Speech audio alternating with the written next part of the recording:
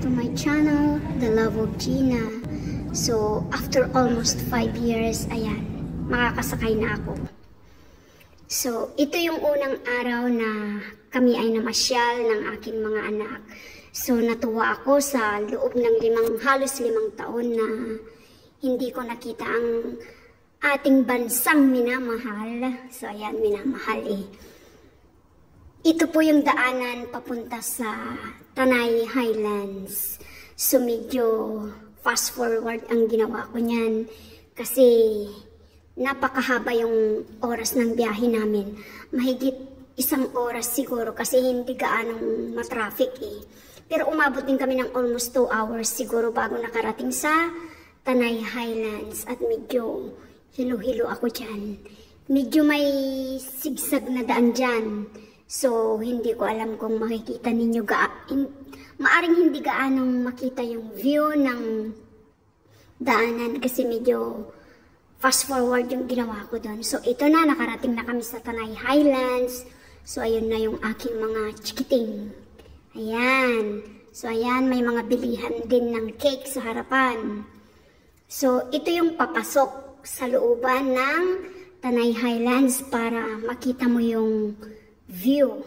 Napakaganda yung view sa looban. So, nung time na yan na nagpunta kami dyan ay sobrang makulimlim. Umaambon, pero hindi ganun kalakas yung ulan. Ambon lang.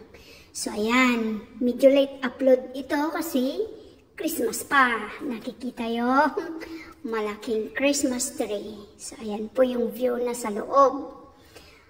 Ayan, nagka-capture na ako dyan. Simula dyan sa harapan, papasok sa loob. Ito yung madudungaw natin sa bandang ibaba. So, ayan po yung view sa bandang ibaba. Mula sa itaas po yan. Nandito kami banda rito. So, ayan po yung bandang ibaba ng Tanay Highlands. So, makikita po ninyo, napakaganda. May mga parang pine tree na tanim dyan. So, pag dumungaw ka, ingat lang kasi medyo malalim, baka mahulog tayo dyan. So, ito naman po yung view sa looban. Ayan, makikita ninyo yung mga ranger.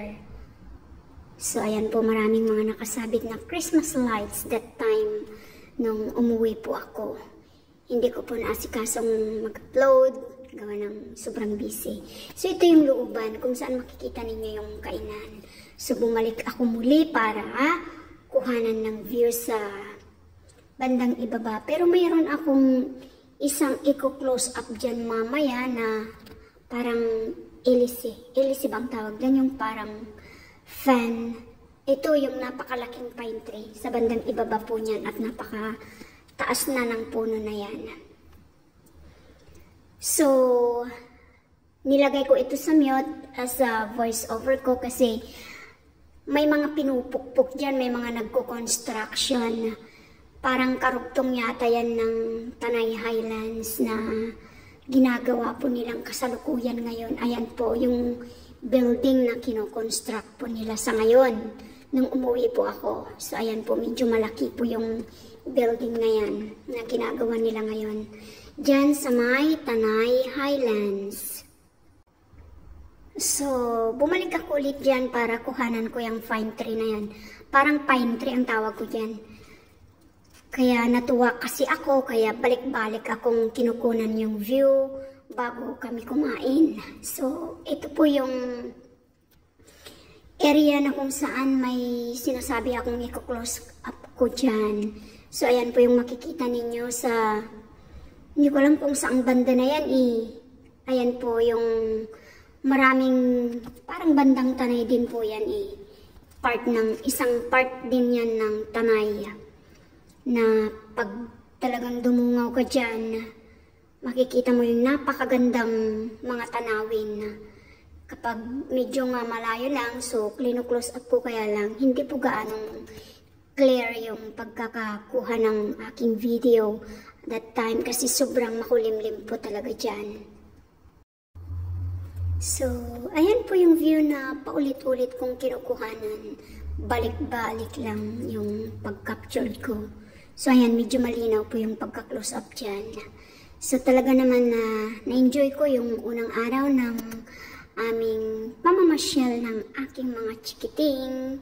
So ayan po, after 5 years po almost 5 years na hindi nakauwi ng bansang Pilipinas.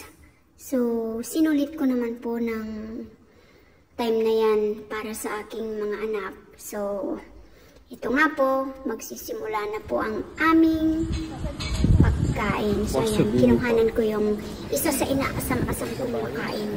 Ayan, pinapainitan ni Kuya yung beef bulalo. Ayan, 800 pesos po yata yan noon pag hindi ako nagkakamali. So ayan po yung simpleng kainan namin. At ayun po si aking mahal. Bali siya yung girlfriend ng anak ko. So ito po yung mga pagkain na in-order niya. Siya po yung nag-treat sa akin. Siya yung nag-libre dyan sa amin ng aking mga anak. So thank you, anak.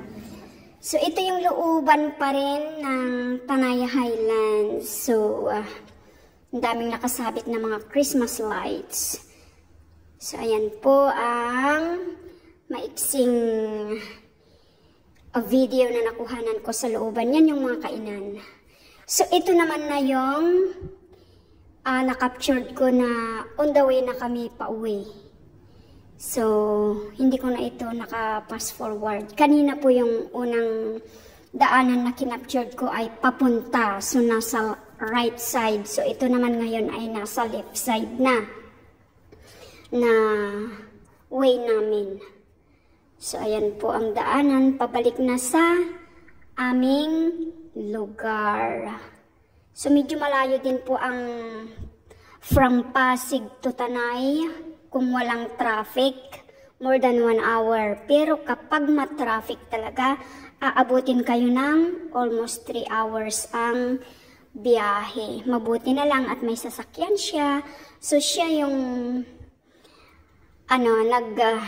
nagda-drive para sa akin at napakalaking tulong yung hindi ka na magkukumute kasi very convenient, very comfortable ka kapag nakasakay ka talaga sa hindi commute, hindi mga bus o hindi mga jeep. Kasi kung mga jeep pa yung mga sasakyan mo o di kaya bus, very inconvenient at saka sobrang pagod, lalo na kapag ma-traffic. At pag ma-traffic, alam niyo yung mga jeep o yung mga bus, siksikan talaga ng mga pasaheros yan. So napakalaking tulong kapag meron kayong sariling sasakyan kapag ganyang namamasyal kayo. So malaking utang na loob ko ito sa aking future daughter-in-law. Kasi hindi na rin pabata, patanda na. So maano na sila, may mga sariling mga desisyon na rin. So ito nga po yung lugar na aming pinuntahan. Ito na yung daan pabalik sa Pasig. So madadaanan mo from Tanay, madadaanan mo ang, hindi ko matandaan kung ano yung mga area na nadaanan namin, pero parang Murong Marcos Highway, yun yung mga binabanggit sa akin ng anak ko nung umuwi na kami kasi tinatanong ko saan na tayo, anong lugar na to. So ayan nga po, makikita niyo sa bandang Tanay, napakaganda kasi puro mga puno siya. Pero parang ano din dyan, parang may mga case na nangyayaring landslide kasi parang bundok na yan So ayan nga po, nakikita po ninyo yung ibang mga bahay ay parang mga kubo at marami kayong madadaan. Diyan sa daanan na yan, may maraming mga paninda, mga prutas, lalo na ang buko, ang dami. Nasa gilid lang sila ng highway. So hindi nga lang po gaanong malinaw that time kasi umuulan po talaga. Maambon. Pero nung pauwi na kami, hindi na gaanong masama yung weather dyan. So ayan nga po at na-enjoy ko po ang unang araw ng aming pamamasyal sa Tanay Highlands. Sa Tanay Highlands, ang makikita ninyo doon ay kunting tanawin lamang sa nakapaligid na area doon. So, parang yun lang yung makikita ninyong view. At yung mga pagkain sa loob, medyo may kamahalan. Medyo mahal yung pagkain nila doon. Pero, compare sa iba naman, mas mahal. Pero doon, medyo affordable naman po yung na order namin. Depende sa order ninyo na mga pagkain. So, that time, na-enjoy namin ang mga pagkain kasi masarap, lalo na yung bulalo. Kasi pag mainit, mas masarap sana kung sobrang init eh. Kaso hindi siya, yung parang pinainit lang nila sa ibabaw.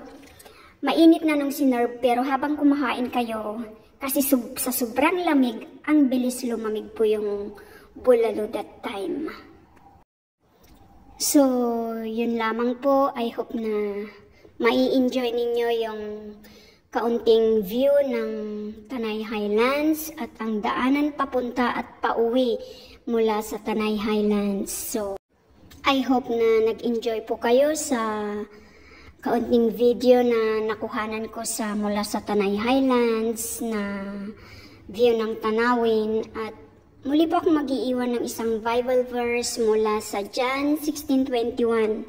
A woman, when she is in travail, hath sorrow because her hour is come, but as soon as she is delivered of the child, she remembereth no more the anguish for joy that a man is born into the world. So ayun nga po, dahil nga po ibinigay ng Panginoon sa atin ang ating mga anak, so pahalagahan natin sila.